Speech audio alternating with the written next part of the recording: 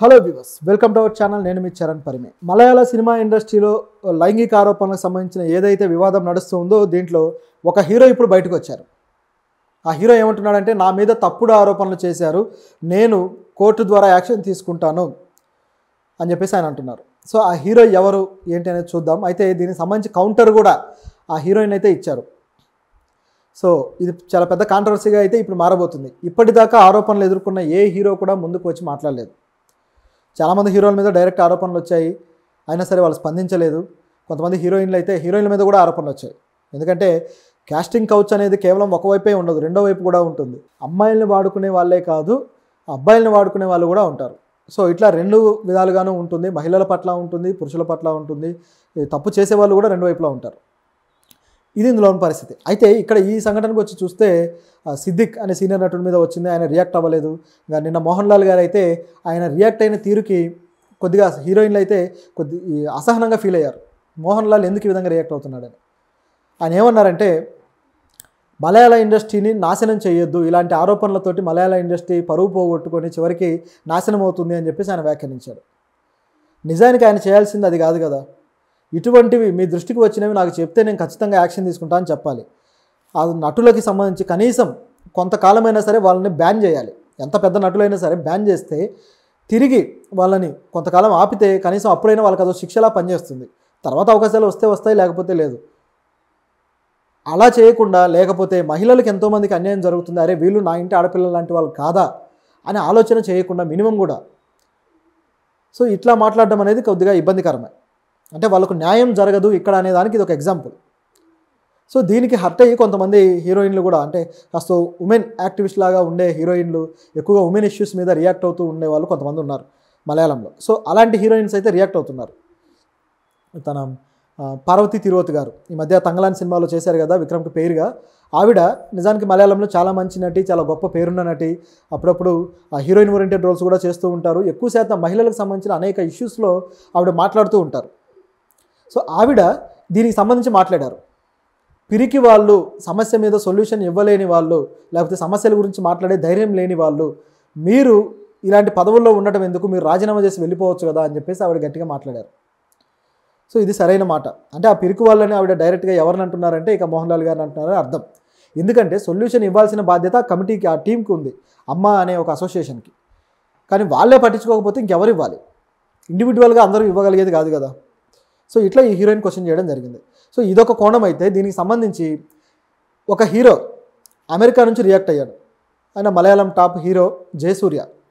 చాలా మంచి సినిమాలు చేశాడు. ఆయన కూడా చాలా మంచి నటుడిగా పేరుంది తనకి. ఆయన ఇట్లా ఒక హీరోయిన్ని ఇబ్బంది పెట్టాడని చెప్పేసి సోనియా మల్హర్ అనే ఒక హీరోయిన్ తన ఒక షూటింగ్లో నా చేయబట్టుకున్నాడు, తర్వాత నేను భయపడి బెదిరించుకొని పారిపోయానని చెప్పేసి ఆవిడ అన్నది. సో ఆ విషయాన్ని మీడియాలో చెప్పిన తర్వాత ఆయన పేరు కూడా చెప్పడంతో ఆయన ఎక్కడో హర్ట్ అయ్యాడు, అమెరికాలో ఉన్నాడు. సో ఇప్పుడు ఆయన రియాక్ట్ అయ్యి ఏం చెప్తున్నాడంటే, ఈ హీరోయిన్ ఈ విధంగా నా మీద ఆరోపణ చేసినట్టు నాకు తెలిసింది, నేను ఎప్పుడు ఎటువంటి తప్పుడు పని చేయలేదు, ఈవిడ మీద నేను యాక్షన్ తీసుకుంటా, నా మీద కావాలని నా పరువుకి నష్టం కలిగించడానికి ఇలా చేస్తున్నారని చెప్పేసి ఆయన రియాక్ట్ అయ్యాడు.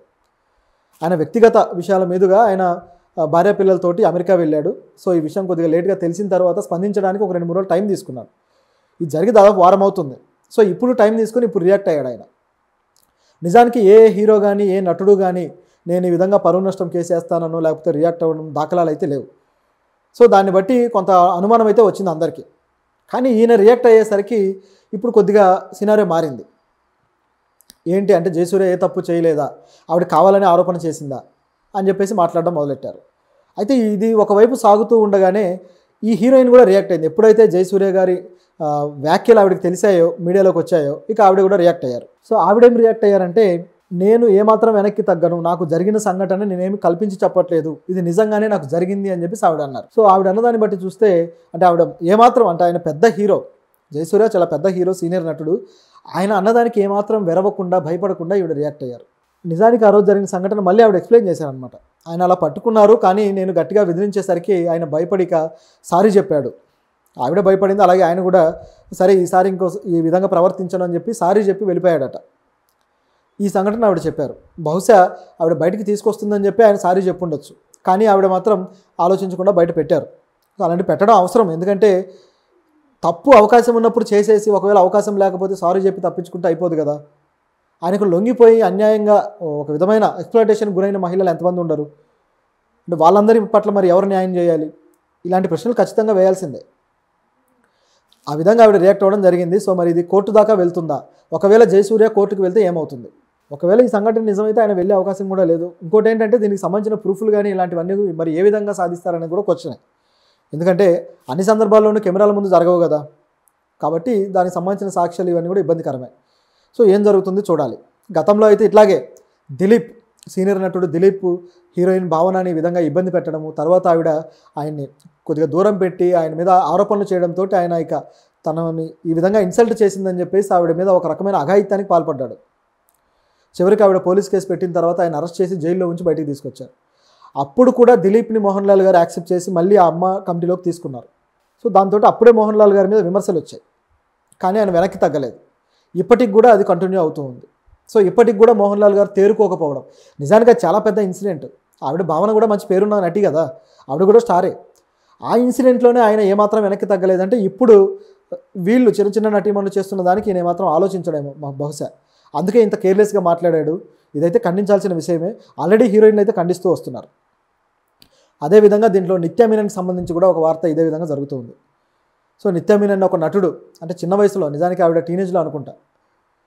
సో టీనేజ్లో ఉన్నప్పుడు ఆవిడ ఒక సినిమా చేసినప్పుడు ఒక నటుడు అంటే కూతురు క్యారెక్టర్ చేసింది. సో ఆ తండ్రి క్యారెక్టర్ ఆవిడని పట్టుకునే పద్ధతి కానీ ఇదంతా కూడా కాస్త అభ్యంతరకరంగా ఉంది అని చెప్పేసి తల్లి పాత్ర చేసిన సీనియర్ నటి చెప్పారు. అయితే ఈవిడ చెప్పలేదు, అంటే నిత్యా మీనన్ అయితే చెప్పలేదు, కానీ ఆవిడైతే ఆ విధంగా అన్నారు. మరి ఇది ఎంతవరకు నిజమో కానీ ఆవిడ కూడా సినిమా వల్ల ఇబ్బంది పడ్డానని చెప్పేసి చెప్పుకున్నారు. సో ఇట్లా అనేక విషయాలు ఉన్నాయన్నమాట. కొంతమంది ఏంటంటే మరీ వివాదం కాకుండా అలా ముందుకు వెళ్ళిపోతూ ఉంటారు. కొంతమంది మాత్రం వాళ్ళ భరించిన బాధని ఎన్నో సంవత్సరాలు గుండెల్లో పెట్టుకుని ఒక్కసారిగా ఇలా బయటకు తీసుకొస్తారు. అయితే ఏది తెచ్చినా సరే ఒక సొల్యూషన్ కోసం కాబట్టి, దీనికంటూ ఒక లాజికల్ ఎండింగ్ ఇవ్వాలి కాబట్టి ఆ ప్రయత్నం చేయడం అనేది మంచిదే.